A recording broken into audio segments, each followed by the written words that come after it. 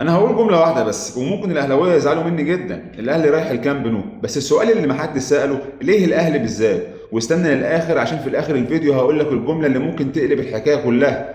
بصوا يا جماعه، انا اول ما سمعت ان الاهلي رايح يلعب في الكامب نو قلت يا نهار ابيض، الاهلي ببرشلونه خلاص اهو كده بقى هنسمع كلام عن العالميه لحد اخر السنه. بس بعدين قلت لنفسي انت بتبارك على ايه بالظبط؟ تعال نفهم الحكايه من الاول. هل برشلونه اختار الاهلي عشان هو الاهلي ولا في سبب تاني ورا الموضوع؟ وهنا بقى بدات الحكايه تبقى مثيره للاهتمام، لان الدعوه مرتبطه بصفقه حمزه عبد الكريم. وهنا انا عندي سؤال بسيط جدا، لو حمزه عبد الكريم ما كانش راح برشلونه هل الاهلي كان هيروح الكامب نو؟ هو ده السؤال. وطبعا الاهلاويه دلوقتي هيقولوا لي يا عم انت زملكاوي بتحاول تقلل من الاهلي. لا يا صاحبي، انا مش بقلل من الاهلي، انا بس بحاول افهم. لان في فرق كبير جدا بين ان برشلونه يقول احنا عايزين الاهلي يلعب عندنا، وبين ان القصه تكون احنا عندنا لاعب جاي من الاهلي وبالمره نعمل ماتش ودي. مش وجهه نظر، دي نقطه لازم تتفهم. بس استنى، الموضوع هنا مش ان الاهلي رايح برشلونه، بالعكس ده حاجه كبيره لاي نادي عربي ومحدش يقدر ينكر ده. لكن المشكله في طريقه تقديم الموضوع، لان لو الاهلي رايح الكامب نو فاكيد هيكون حدث تاريخي وجميل.